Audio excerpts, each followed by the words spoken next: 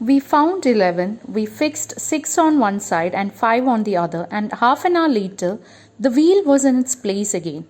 It need hardly be added that it really did wobble now. A child might have noticed it. He said it would do for the present. Finally, they found 11, so they fixed 6 on one side and the other 5 on another side. Half an hour later, the wheel was fixed in its place. Though it was fixed in right place, it started to wobble like anything, and even a child could easily notice it. It was that visible or obvious. And the man said that they could stop for the time being. So instead of repairing the bicycle, it had gotten more damaged. The man was probably tired that he told the author that they should leave it as it is. Maybe that was the reason why he said that they could stop for the time being. I said, watching you do this is of real use to me. It is not only your skill that fascinates me, it is your cheery confidence in yourself, your inexplicable hopefulness that does me good. So, after witnessing all these scenes, the author appreciated him. Actually, it's in a very sarcastic tone he has said that watching him doing all these repair was really useful for him. And he appreciates the man by saying that it was not only his skill that fascinated him, but also his great confidence, his cheery confidence and optimistic nature seemed to be very impressive to the author. Inexplicable means that cannot be explained. His mysterious hopefulness. So we don't know from where this hope has come in spite of everything going wrong and messed up. Still, he looks very cheerful and confident in the work that he does. So that is why it is said as inexplicable hopefulness. Thus encouraged, he set to work to refix the gear case. He stood the bicycle against the house and worked from the off side. Then he stood it against a tree and worked from the on side. Then I held it for him while he lay on the ground with his head between the wheels and worked at it from below and dropped oil upon himself. Then he took it away from me and doubled himself across it till he lost his balance and slid over onto his head. Now, hearing the compliment from the author, he got encouraged more. Feeling encouraged, the man started to refix the gear case. So he put the bicycle in a standing position against a tree and worked from the other side of the bicycle. Then the author held it for him while the man was lying on the ground with his head between the wheel and worked at it from below. Such a position made the oil in the machine drop upon him. Then he again changed the position. He took the bicycle from the author and doubled across it till he lost his balance and fell on his head.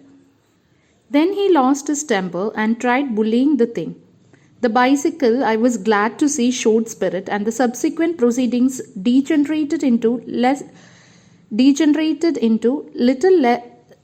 else than a rough and tumble fight between him and the machine. One moment the bicycle would be on the gravel path and he on top of it. The next, the position would be reversed. He on the gravel path, the bicycle on him. Now he would be standing flushed with victory, the bicycle firmly fixed between his legs. But his triumph would be short-lived.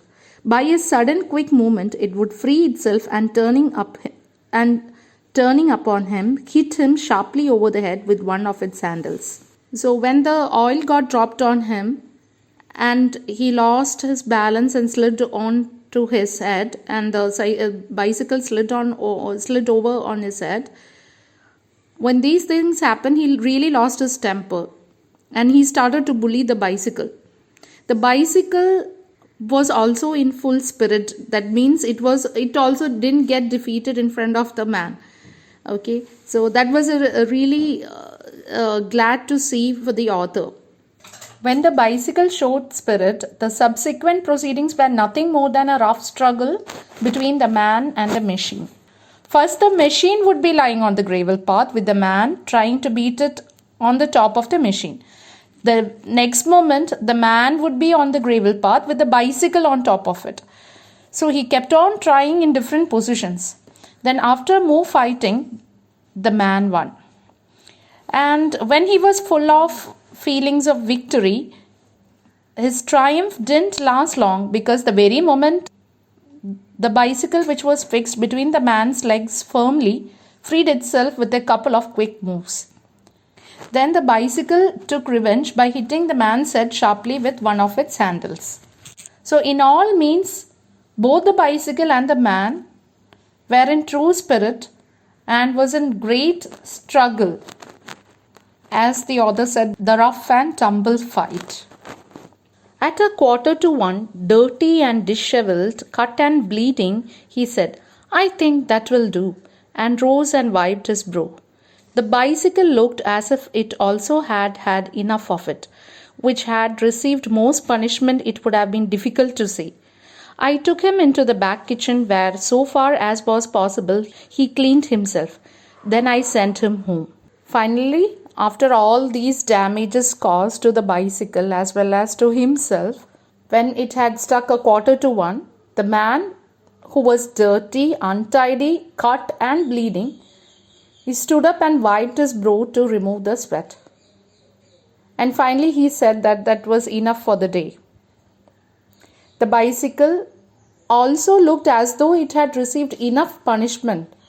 Nothing more it could get. But he couldn't decide who had gotten more punishment, the man or the bicycle. Author was very confused. The author then took the man to the back kitchen, where the man tried to tidy himself up as best as he could for the time being. Then the author sent him home so that they both could rest. Here the author has used a word dishevelled. Dishevelled means untidy.